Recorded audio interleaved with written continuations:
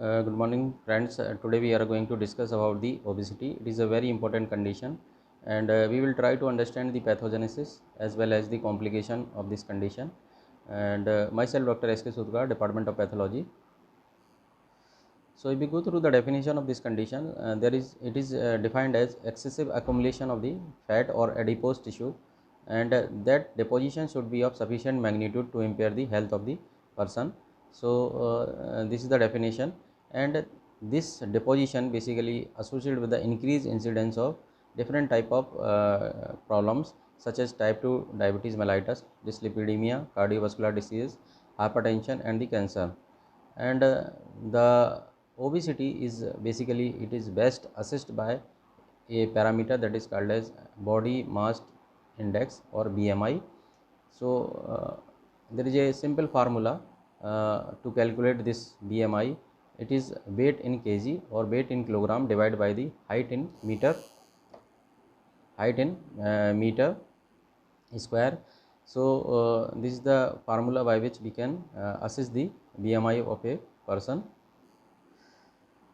So if we see the normal BMI, it range from 18.5 to 24.9 kilogram per meter square. The BMI between 25 to 30 is considered as overweight, and the BMI more than 30 is considered as obesity, and BMI 30 to 35 is considered as obesity class 1 type, and the BMI 35 to 40 is considered as obesity class 2 type, and more than 40% of the BMI is considered as extreme obesity, and it is of class 3 type. So there is a deposition of the fat as we have discussed, and a lot of fat it is basically deposited in the trunk as well as in the abdominal cavity, and that lead to different type of problems especially related to the cerebral diseases.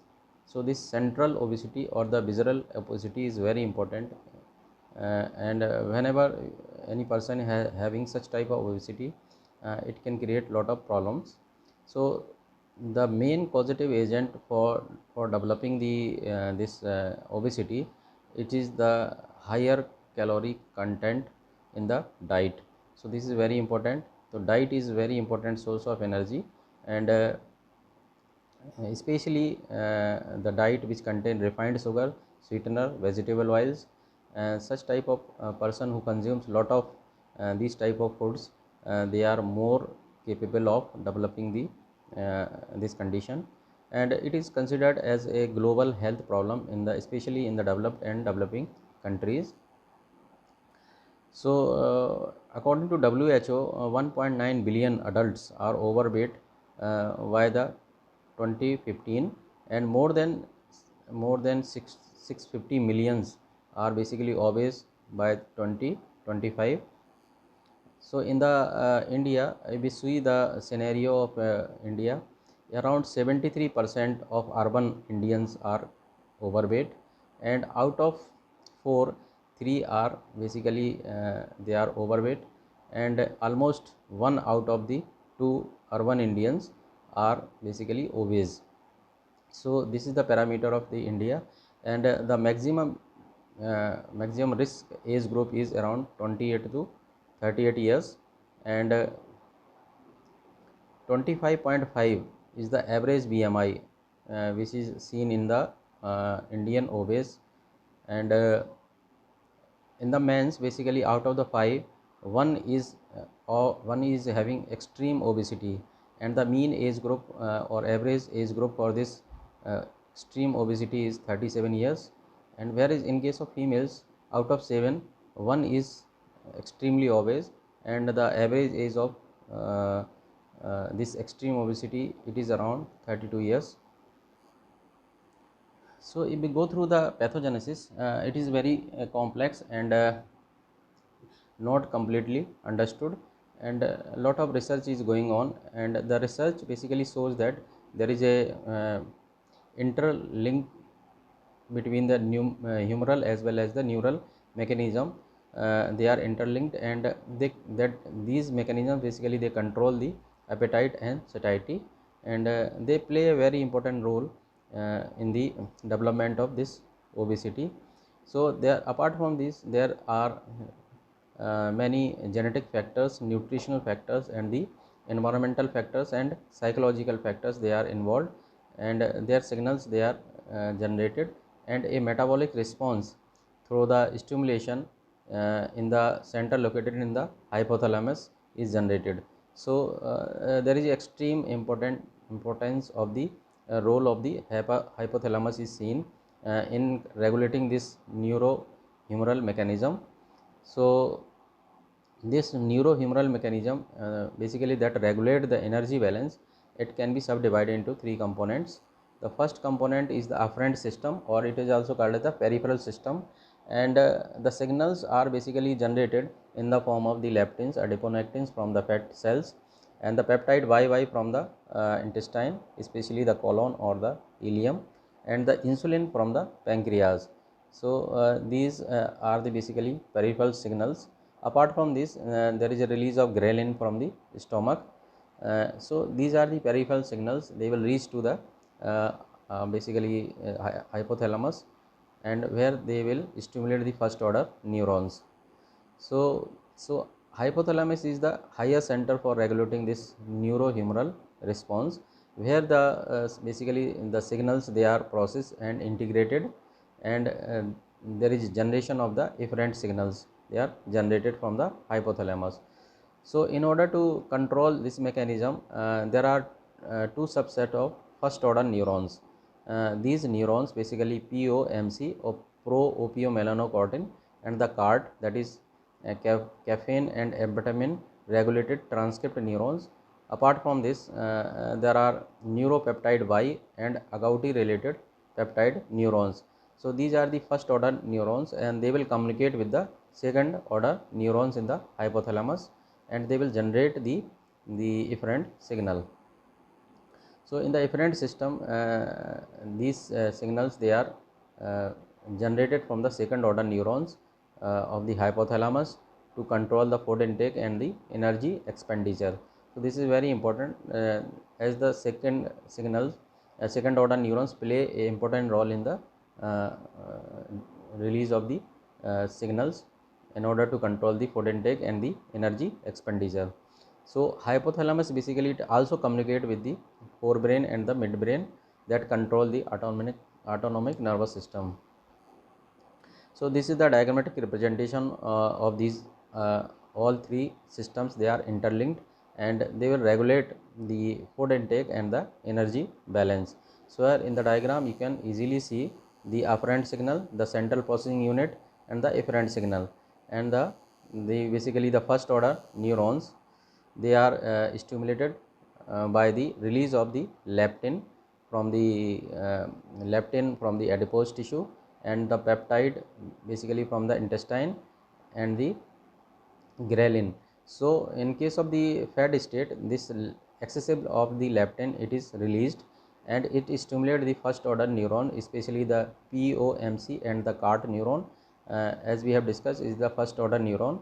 And when this neuron is basically stimulated by the leptin, it release a important chemical mediators, or this hormone alpha melanocyte stimulating hormone, and this hormones basically activate or binds with the receptors which are located on the second order neurons. These receptors they are called as MC3 and MC4 receptors, and they are stimulated by the melanocyte stimulating hormone. And once these basically the second order neurons they are stimulated, they will generate endocrine or autonomic signals in the form of release of certain chemicals such as TRH and CRH and the BDNP. So these are the chemicals which are generated, and these chemical basically they will regulate this catabolic circuit. So this is a total catabolic circuit from the afferent to processing unit to the efferent. So the catabolic circuit result in the response that it basically decrease the food intake and the increase the energy expenditure. So here you can see in the diagram, whenever this catabolic circuit is activated, there is a decrease in the food intake and the increase in the energy expenditure.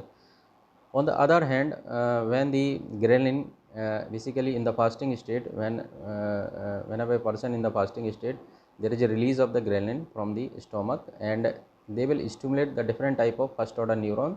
They will stimulate the NPY and agouti related peptides. They are the first order neuron which are stimulated by the ghrelin, and this once the ghrelin is activate basically stimulated this first order neurons, they will activate the anabolic circuit. Here you can see in the diagram the anabolic circuit is activated, and this release neuropeptide Y, and the release of this neuropeptide Y from the first order neuron, they will stimulate the receptors Y1 and Y5 which are located on the second order neurons, and from there the anabolic circuit is activated, and there is a release of MCH and orexin, and these two basically chemicals they will regulate the food intake and the energy expenditure. So once they are released, they will increase the food intake and decrease the energy expenditure. So here you can see there is activation of the anabolic circuit with the release of the ghrelin from the stomach. So this is very important diagram. In this we can see the interconnection of these all three systems. So as we have discussed, the regulation of the energy balance is basically regulated by the catabolic circuit and the anabolic circuit. So in the fat state, when the patient is in fat state, from the adipose tissue there is a release of the leptin, adiponectin and insulin that activate the catabolic circuit, which result in the decrease in the food intake and increase in the energy expenditure, as we have discussed in the previous slide.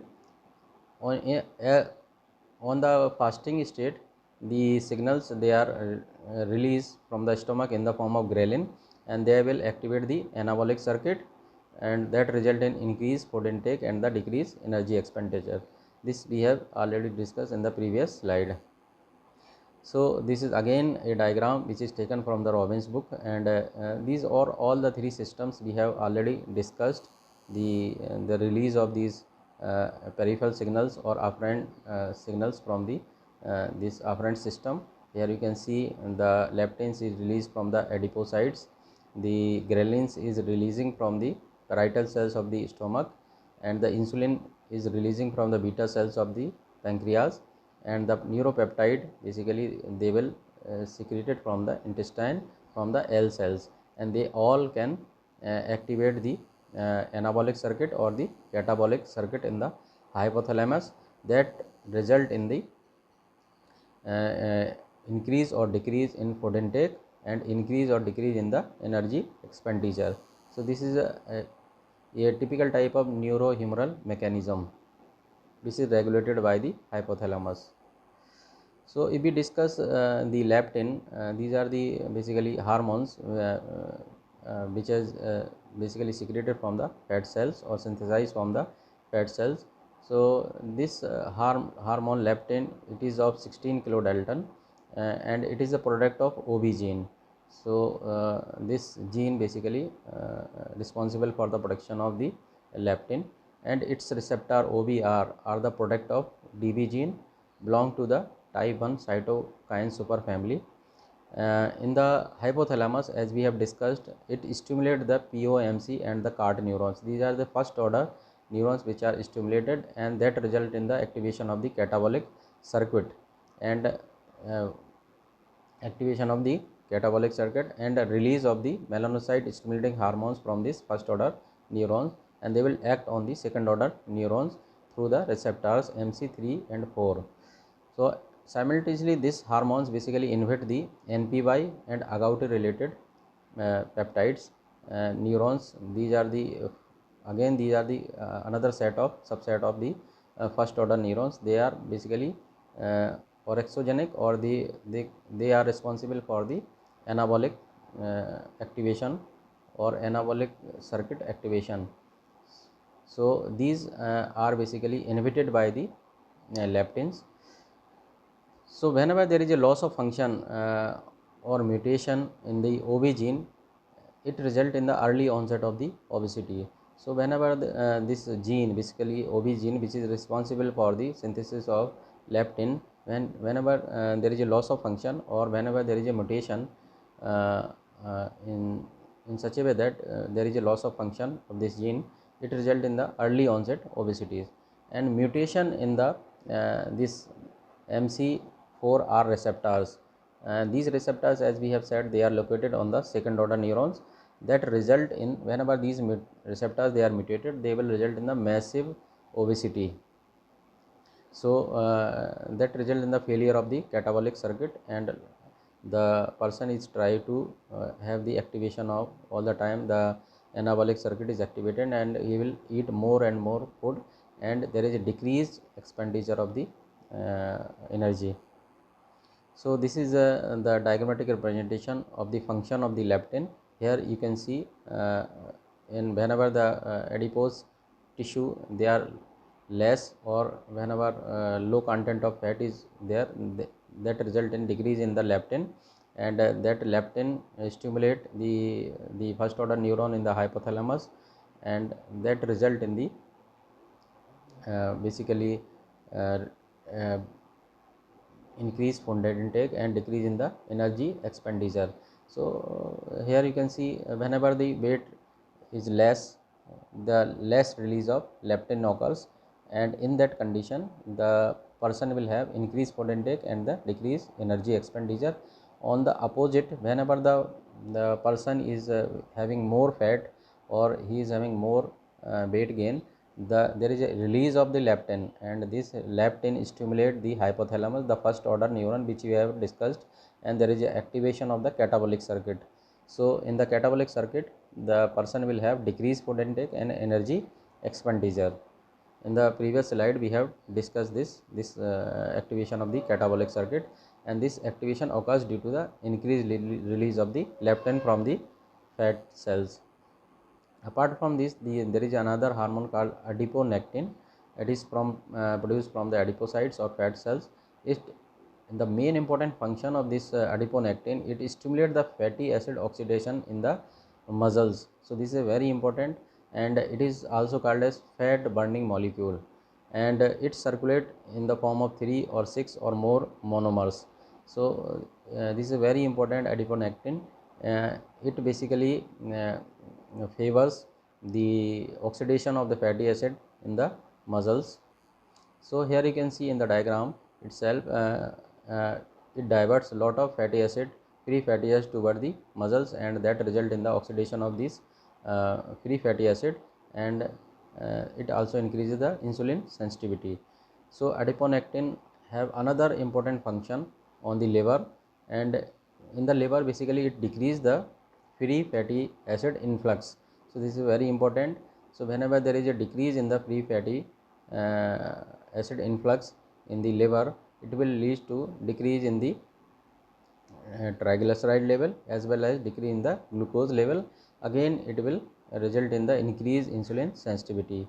On the other hand, on the vascular inflammation, it is also having a effect, and it will decrease the vascular inflammation. Apart from this, its receptor, basically they are located on the smooth muscles, uh, and these receptors are adipo R1 and adipo R2. Basically they are located on the liver. So here you can see whenever these, it will try to stimulate these receptors adipo R1, and that result in the increase in cyclic AMP kinase, and this result in glucose uptake and fatty acid oxidation in the muscles.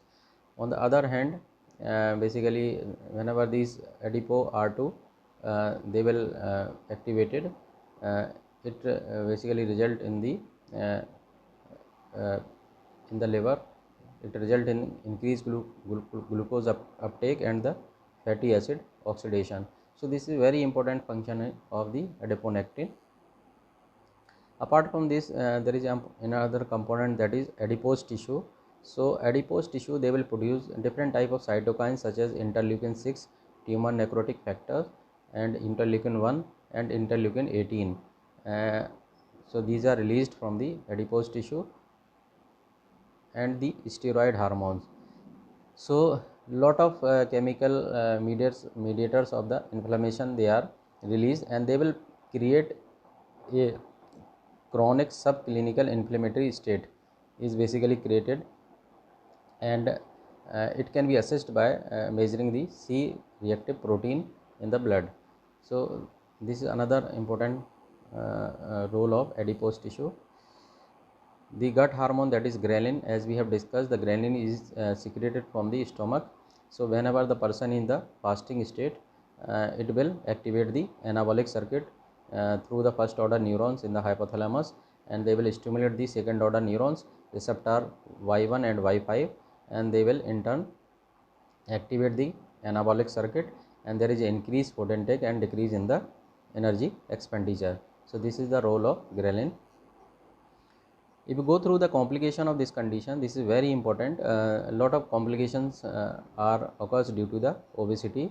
So the type 2 diabetes mellitus is very important, and the insulin resistance, and most of the insulin which is released from the beta cells of the pancreas, it is basically unavailable, or it is not basically activate, or it is not able to act on the peripheral tissue, that result in the insulin resistance.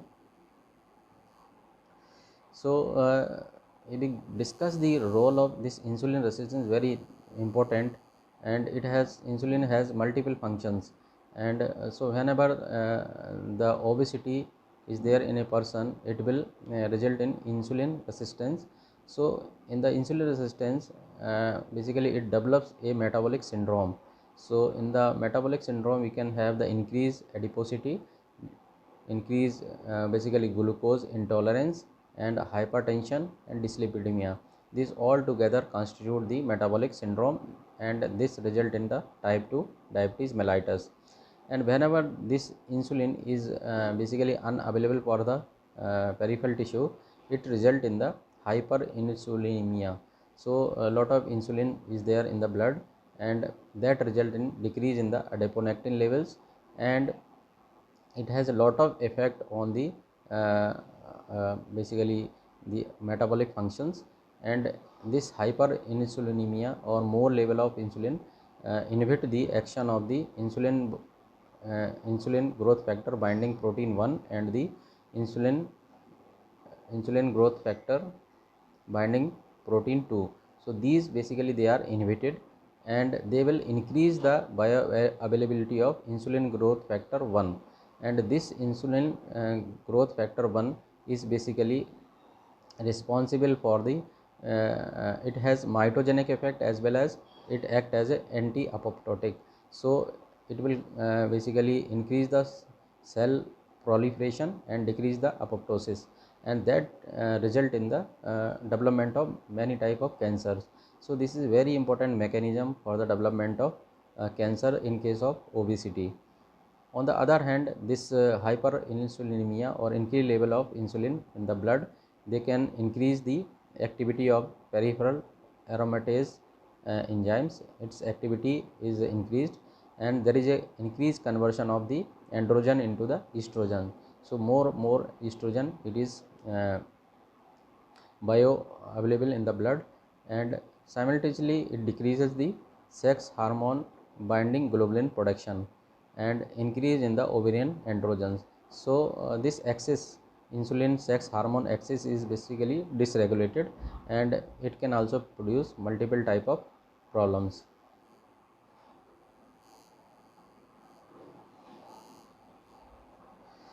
The third complication is dyslipidemia.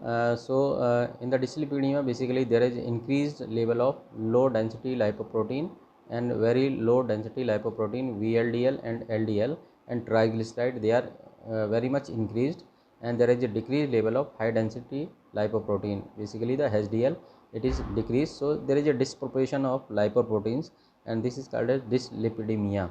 So this result in the increased cardiovascular diseases. So this is a very important third important complication of the obesity. The fourth is menstrual irregularities seen in the women's. Apart from this, polycystic ovarian diseases also, they are very common.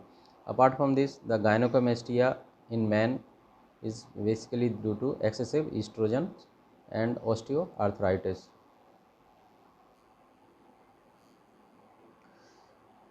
There are venous statuses.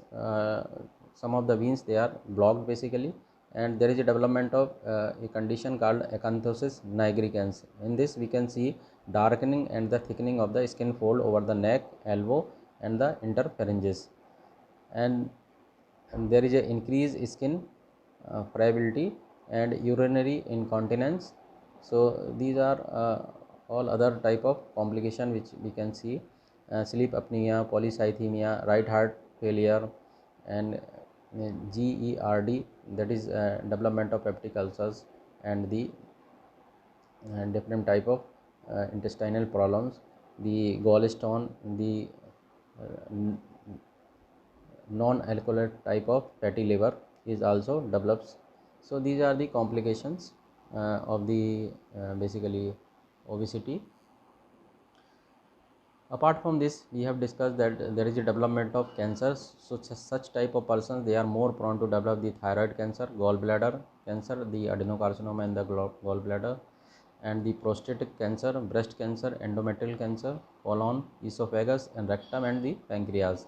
So malignancy of these, basically they are the obese person, they are more prone to have such type of problems. So as we have discussed the pathogenesis, there is an increased level of insulin growth factor 1, and this whenever due to the insulin resistance, there is hyperinsulinemia. As we have discussed in the previous slide, there is increased level of free insulin growth factor 1. This is available in the blood, and it have mitogenic as well as the anti-apoptotic effect on the cells. So they will increase the cell proliferation and decrease the apoptosis. So this is all about the obesity. So there is a one important code in the as said by our previous basically the